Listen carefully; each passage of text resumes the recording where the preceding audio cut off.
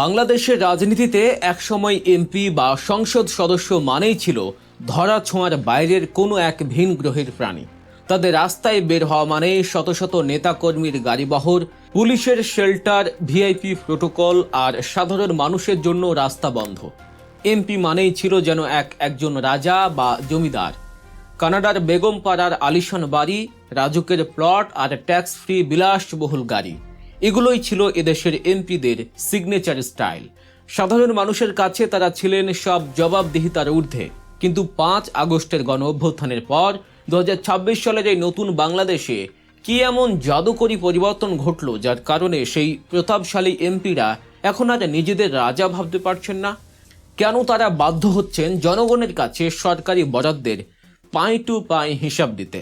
আজকের এই পুরো চিত্র বদলে যাওয়ার পেছনের সবচেয়ে বড় কারিগর হিসেবে এবারের সংসদে আবির্ভূত হয়েছেন বাংলাদেশ জামায়াতে ইসলামী এবং জাতীয় নাগরিক পার্টি বা এনসিপির বেশ কয়েকজন তরুণ ও আদর্শবান সংসদ সদস্য।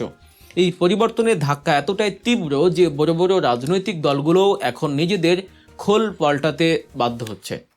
শুরুতেই কথা বলা যাক এনসিপির তরুণ এমপি হাসনাত আবদুল্লাহকে নিয়ে। মাত্র 27 বছর বয়সী এই তরুণ সংসদ সদস্য বাংলাদেশের রাজনীতিতে এমন এক মানদণ্ড বা বার সেট করে দিয়েছেন যা পুরনো ধারার লুটেরা রাজনীতিবিদদের জন্য রীতিমতো এক দুঃস্বপ্ন হয়ে দাঁড়িয়েছে।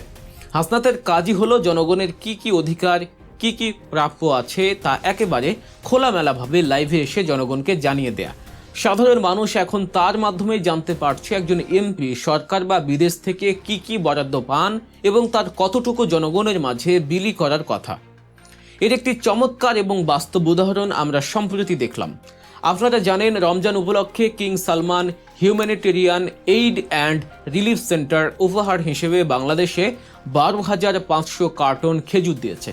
এই বিপুল পরিমাণ খেজুর দেশের 64 জেলার 300 আসনে ভাগ করে দেওয়া হয়েছে। কিন্তু অতীতের এমপিরা কি করতেন? তারা এই খবর সাধারণ মানুষকে খোনাক্ষরেও জানতে দিতেন না। এসব দামি খেজুর খুব নীরবে নিজেদের আত্মীয় স্বজন আর চামচাদের মাঝে ভাগাভাগি হয়ে যেত। কিন্তু হাসনাত আবদুল্লাহ শুরুতে সেই চুরির রাস্তায় বিশাল এক পেরেক ঠুকে দিয়েছে।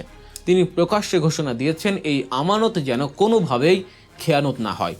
সবচেয়ে অবাক করা বিষয় হলো তিনি একটি লাল জার্সি গায়ে দিয়ে রীতিমতো লাইভ ক্লাসে বসে গেছেন। একজন এমপির কাজ কি, জনগণের প্রতি তার কি কি দায়বদ্ধতা রয়েছে সেগুলো তিনি হোয়াইট বোর্ডে পেন্সিল দিয়ে লিখে লিখে সাধারণ মানুষকে বোঝাচ্ছেন। তার সেই লাইভ ক্লাস একসাথে 25,000 মানুষ দেখেছে।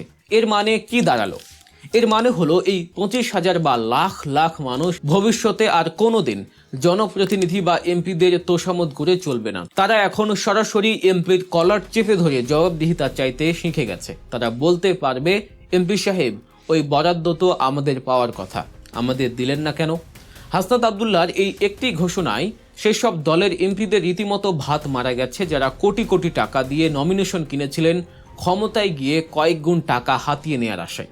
তরুণদের এই নতুন স্পিরিটের পাশাপাশি আমাদের ভুলে গেলে চলবে না সেসব আদর্শবান এমপিদের কথা যারা যুগ যুগ ধরে সততা রাজনীতি করে আসছেন।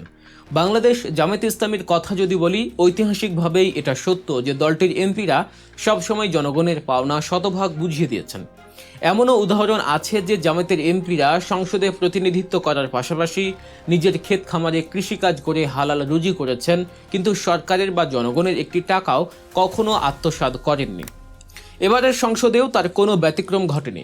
সাতক্ষীরার এবার এমন একজন জামায়াতের এমপি নির্বাচিত হয়েছেন যিনি তার সারা জীবনের অর্জিত সম্পদ জনগণ ইসলামী আন্দোলনের নামে ওয়াকফ বা দান করে দিয়েছেন। এর চেয়ে বড় ত্যাগের উদাহরণ আর কি হতে পারে? শুধু তাই নয়, সোশ্যাল মিডিয়ায় সম্প্রতি একটি খবর ব্যাপক ভাইরাল হয়েছে যা দেশের শীর্ষ গণমাধ্যমে প্রথম আলো প্রচার করেছে। নওগাঁর একজন বয়স্ক এবং অসুস্থ জামায়াত এমপি অসুস্থ হয়ে কোনো 5 স্টার মানের ভিআইপি ক্লিনিকে যাননি। তিনি সাধারণ মানুষের মতোই লোকাল সরকারি হাসপাতালে ভর্তি হয়েছেন এবং হাসপাতালে সাধারণ প্লেটে ডাল ভাত খাচ্ছেন। এটি কোনো রাজনৈতিক লোক দেখানো স্টান্টবাজি নয়, বরং এটি তাদের জীবনযাপন এবং আদর্শেরই একটি অবিচ্ছেদ্য অংশ। হাসনাত আবদুল্লাহর মতো তরুণদের আধুনিক জবাবদিহিতা এবং জামায়াত ইসলামীর এমপিদের এই সততা ও ত্যাগের সংমিশ্রণই হলো আগামী দিনের বাংলাদেশের সবচেয়ে বড় আশার আলো। এমপি মানে রাজা নয়, এমপি মানে জনগণের সেবক। এই কনসেপ্টটা এখন বাস্তবে রূপ নিচ্ছে। এখন আসুন সবচেয়ে চমকপ্রদ বিষয়টিতে। এই যে তরুণ সমাজ এবং ইসলামপন্থী দলগুলো সততার এক নতুন ট্রেন্ড চালু করলো, এর প্রভাব দেশের অন্যান্য বড় দলগুলোর উপর কিভাবে পড়ছে। রাজনীতিতে এখন যে নতুন স্ট্যান্ডার্ড তৈরি হয়ে গেছে তার সাথে তাল মেলাতে গিয়ে বাধ্য হয়েই অন্য দলগুলোকে নিজেদের বদলাতে হচ্ছে। এই পরিবর্তনের সবচেয়ে বড় প্রমাণ আমরা পেয়েছি গত 11 মার্চ বুধবার। জাতীয় সংসদ ভবনে সদ্য নির্বাচিত বিএনপির সংসদীয় দলের প্রথম সভা অনুষ্ঠিত হয়। সেই সভায় বিএনপির চেয়ারম্যান, সংসদ নেতা এবং প্রধানমন্ত্রী তারেক রহমান তার দলের মন্ত্রী ও এমপিদের উদ্দেশ্যে যে কড়া বার্তা দিয়েছেন তা অত্যন্ত তাৎপর্যপূর্ণ। তিনি খুব স্পষ্ট ভাষায় বলেছেন, মন্ত্রী এবং এমপিদের চলনে বলনে মার্জিত হতে হবে এবং অত্যন্ত সতর্ক থাকতে হবে। গণমাধ্যমের সাথে কথা বলার ক্ষেত্রেও সাবধানে শব্দ চয়ন করতে হবে এবং নিজেদের দায়িত্বের বাইরে গিয়ে ওলট পালট কোনো মন্তব্য করা যাবে না। বিপুল সংখ্যাগরিষ্ঠতা নিয়ে ক্ষমতায় আসার পরও তারেক রহমান কেন হঠাৎ করে তার দলের এমপি মন্ত্রীদের এত মার্জিত হওয়ার সবক দিচ্ছেন? উত্তরটা লুকিয়ে আছে প্রধান বিরোধী দল জামায়াতে ইসলামীর রাজনীতির ভেতরে। জামায়াত এবং তরুণেরা মিলে রাজনীতিতে যে সততার বেঞ্চমার্ক তৈরি করে ফেলেছে, বিএনপি এখন এক প্রকার বাধ্য হচ্ছে সেই পথে হাঁটতে। জনগণের মধ্যে যে অভাবনীয় পজিটিভ রিয়াকশন তৈরি হয়েছে তা দেখে বিএনপিও রীতিমতো চাপে পড়ে গেছে, যার ফলশ্রুতিতে জনসমর্থন ধরে রাখতে বিএনপিও বাধ্য হয়ে ঘোষণা দিয়েছে যে তাদের কোনো এমপি এবার ট্যাক্স ফ্রি গাড়ি বা সরকারি প্লট নেবেন না।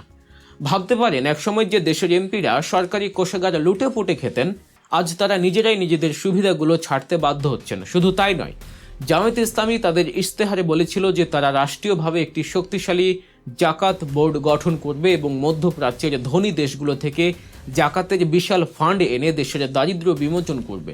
তখন তথাকথিত অনেক সেকুলার বুদ্ধিজীবী এবং রাজনৈতিক বিরোধী পক্ষ এটা নিয়ে হাসাহাসি করেছিল।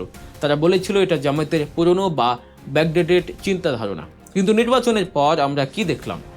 সেই বিএনপি সরকারি ক্ষমতায় এসে দেশের অত্যন্ত জনপ্রিয় এবং গ্রহণযোগ্য ইসলামিক স্কলার শেখ আহমদুল্লাহকে দিয়ে একটি শক্তিশালী জাকাত বোর্ড গঠন করে ফেলেছে। এই ঘটনাগুলো আসলে আমাদের কি মেসেজ দিচ্ছে? এগুলো প্রমাণ করে যে বাংলাদেশের রাজনীতিতে এখন আর শুধু সস্তা স্লোগান, পেশি শক্তি বা ক্ষমতার দম্ভ দেখিয়ে পার পাওয়ার কোনো সুযোগ নেই। বিরোধী দল হিসেবে জামায়াত ইসলামী এবং এনসিপি যদি সততা, জবাবদিহিতা আর জনকল্যাণমূলক কাজের মাধ্যমে একটি হাই স্ট্যান্ডার্ড তৈরি করে ফেলে, তবে সরকারি দল হিসেবে বিএনপিকেও টিকে থাকতে হলে তার চেয়েও ভালো কিছু করে দেখাতে হবে। এটাই হলো আসল গণতন্ত্রের সৌন্দর্য। আগামী দিনে রাজনীতি হবে ভালো কাজের প্রতিযোগিতা রাজনীতি। কে কার চেয়ে কতটা ভালো কাজ করতে পারে, কে জনগণের কতটা কাছে যেতে পারে এবং কে কতটা স্বচ্ছতা প্রমাণ করতে পারে, তারই এক তীব্র প্রতিযোগিতা এখনো শুরু হয়েছে। পুরনো দিনে রাজা বাদশাদের স্টাইলে চললে বা উল্টা পাল্টা কথা বললে জনগণ যে এক মুহূর্তে তাদের প্রত্যাখ্যান করবে, তা সব রাজনৈতিক দলই এখন খুব ভালো করে বুঝে গেছে। আমরা এমন একটি বাংলাদেশের স্বপ্নই তো দেখেছিলাম, যেখানে রাজনৈতিক দলগুলো একে অপরের নামে শুধু ক্ষমতার জন্য নয়, বরং জনকল্যাণের জন্য প্রতিযোগিতা করবে। আর আজ সেই স্বপ্নটাই ধীরে ধীরে বাস্তবে রূপ নিতে শুরু করেছে। পুরো ভিডিও দেখে আপনাদের কি মতামত? রাজনৈতিক দলগুলোর এই পজিটিভ পরিবর্তন কি দীর্ঘস্থায়ী হবে বলে আপনি মনে করেন? আপনাদের মূল্যবান মতামত অবশ্যই কমেন্ট বক্সে লিখে জানাবেন। রাজনীতির এমন সহজ সরল ও বিশ্লেষণধর্মী ভিডিও নিয়মিত দেখতে চাইলে আমাদের গল্প নিউজ চ্যানেলটি সাবস্ক্রাইব করতে ভুলবেন না। বেল আইকনটি চেপে রাখুন যাতে আমাদের কোনো ভিডিও আপনার মিস না হয়। ভালো থাকবেন, সুস্থ থাকবেন এবং চোখ রাখবেন গল্প নিউজের পর্দায়।